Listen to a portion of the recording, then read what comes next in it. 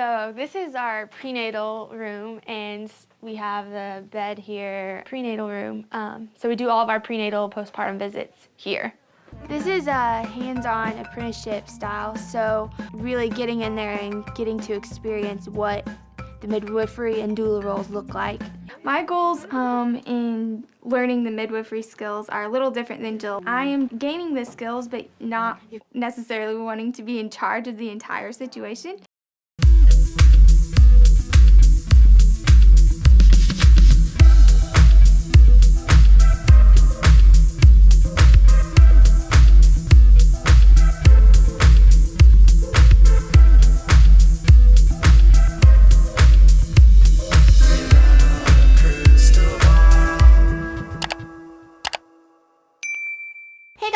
From Without a Crystal Ball. Welcome back to my channel. I have some kind of exciting news and then some kind of, I'm not really sure what kind of news this is, and then other kind of news of there's rumors and things floating around on internet and I can't tell you and verify them as for sure.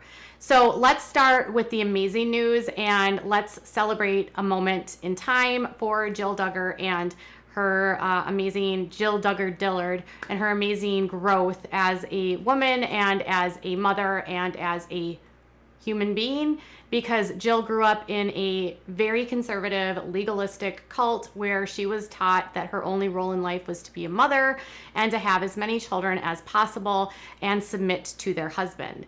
And without a lot of education, without a lot of motivation from her family to do anything more than that, for her to take steps to doing things and making and setting goals for herself is a huge sign of all of the things that she is beginning to do and branch out of in her own life. So Jill has been relatively ignoring everything that's been going around with Josh Duggar, and I think we should not be surprised because she was already very distant from all of this to begin with. She had separated herself from her family more than a few years ago, and it all comes down to the way she was treated when it came to counting on, how she was forced to go on to Megyn Kelly and to film even though she didn't want to, and really just wanting more control of her life. Within the last several years, things that she has done repeatedly to sort of show that she is growing and she's changing and she's evolving is that she has pierced her nose, she wears shorts, she wears jeans, she wears swimsuits that are not like dresses. They are like modest wear, but still,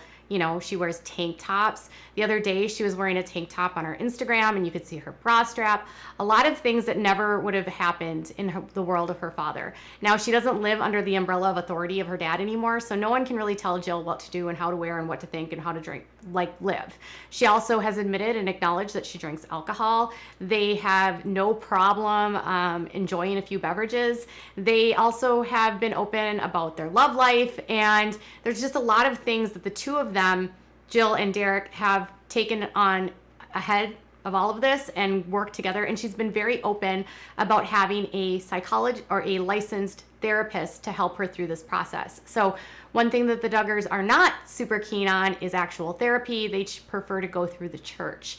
And Jill has actually been in therapy along with couples therapy with her husband to get and work through a lot of different issues that she has from her life and the trauma she experienced in the cult that she grew up in. When she does things that we notice are good accomplishments for her, we love to point them out, and this is what she said. "I'm not a runner, and I never have been, but I married a runner, so the inspiration is always there. Sam wanted to ride his bike this morning, so I slowly jogged along beside him while he rode, and you know what? We made it back alive. I'm continuing to set small goals for myself, and I'm excited to see some improvement. Babe, Derick Dillard, thank you for always being encouraging and patient with me, even though I tell you I don't want any coaching. What goals have you set for yourself that you've met or are working hard to achieve? Let's hear it." Now, this is actually not long after Joy last week posted about how she completed a triathlon, and I think it was Jill that might have said that she was an inspiration or she was really proud of her, and maybe that actually inspired Jill then to also set goals and do her own thing. Now, Derick is a long distance runner, and he is a very active man, and he's always been a very active guy. So I really liked that she shouted him out for encouraging her, allowing her the space to like set goals and do things. And you know what I love about stuff like this is that when you grow up and you're told and you're said like your whole meaning in life is to do just like the purpose of being a mom and having kids, you don't really get to create a sense of identity, and you don't get to really set your own sense of self. And so when you create a goal, what I love about that is that you are identifying something I want to accomplish, something that I enjoy doing, and I want to finish that goal. So for running, it doesn't have to be a marathon. And this is what I always think is funny, because I've never run a marathon, but I love to run. So every single runner can have something that they feel like is their goal. I think the best I've ever done is a 10K, which is like 7 miles, just under 6 miles. That to me was a humongous feat, right? It was like 6.5 miles or something like that. And I think the most I've ever run in one distance is like 8 or 9. And everyone has some goal. And then once you hit that goal, it's like this sense of like, well, if I can do this, then I can do that. And if I can do this, and then I can do that. You know what I mean? And it just makes you realize that if you push yourself and if you do something, you get this sense of accomplishment. And a sense of accomplishment helps build confidence, and it helps you realize that there's so much more in life that you can do. Because in her world, she grew up in a world where her parents were making her feel like everything was scary. From listening to certain music, to watching certain things on TV, to dressing in a certain way, everything was scary, villainized, and made to make her believe that it wasn't good. And so for her to do something like that, to achieve a goal, to set a goal, is sort of taking a stab at that whole structure of, you can't do this because it's not this, or it's not that, or it's going to be bad for you. When you've lived your whole life being afraid of everything, you're afraid to actually take steps. It can make you feel very paralyzed. It can make you feel very stagnant and like scared to try new things, because you've been told your whole life these things are bad, and if you do these things, you might go to hell. So then if you do those things and you realize, well, I did that and I didn't go to hell and nothing bad happened, you're going to be able to expand your horizons and do more. It also is going to increase her confidence as a woman and just really make her realize that she is not just a mother and not just a wife. She is so much more than just that. So congratulations to Jill on setting these goals. Part of me hopes that Joanna was a tiny bit of inspiration for you, and maybe next year you'll be telling us about a marathon you've run, or a half marathon, or maybe you'll do a triathlon, or maybe you'll just do a 5K, 10K. You don't even have to do a marathon. Start running a race. Oh, races are fun. Another thing that's come up is a lot of people are asking about the bar. So Derick graduated from law school in, I think it was May, and the bar for the state of Arkansas was in July. Like, I think it was in the end of July. And the state of Arkansas released the results, and Derick was not on the list for the bar. So I have been asking around for a few days, maybe a few weeks, whether or not Derick actually took the bar. There was some discussion, I think it was on Reddit, maybe, or someone in my DMs, I'm confused, I don't know where this came from, that someone believed that he had said at some point that he planned to sit on for the bar in July, but that they didn't know if he did.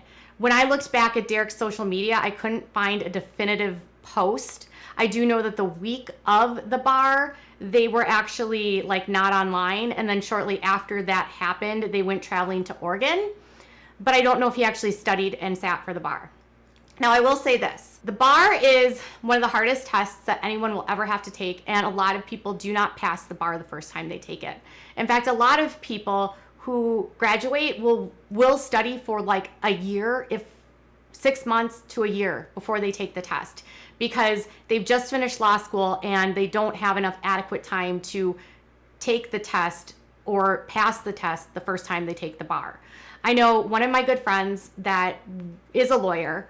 They did not take the bar right away. I think they actually waited a year before they took the bar, and they clerked, and while they were clerking, they also studied, and then when they took the bar a year after they graduated, they passed. If he took the bar, he would have been taking it under a lot of pressure. His brother-in-law has just gotten arrested. His family is completely in upheaval. The media circus surrounding all of that has been intense.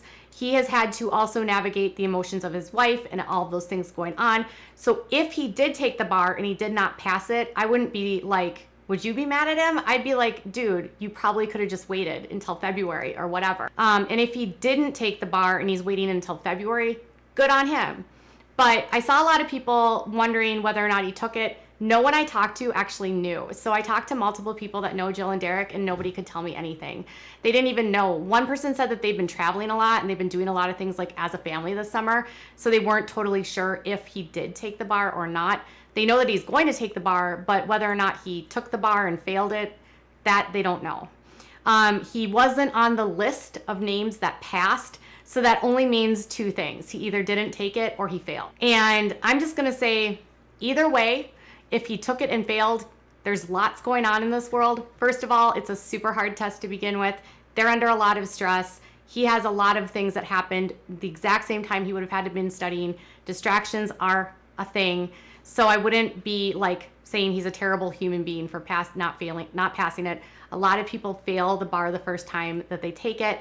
So hopefully he'll, if he did take it, he can take it again in February or July of next year. I think they offer it twice a year in the state of Arkansas.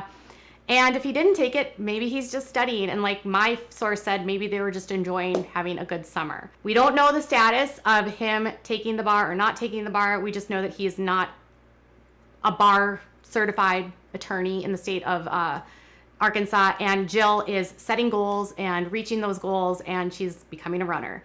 So tell me what your thoughts are about all of this in the comments below. Bye, guys.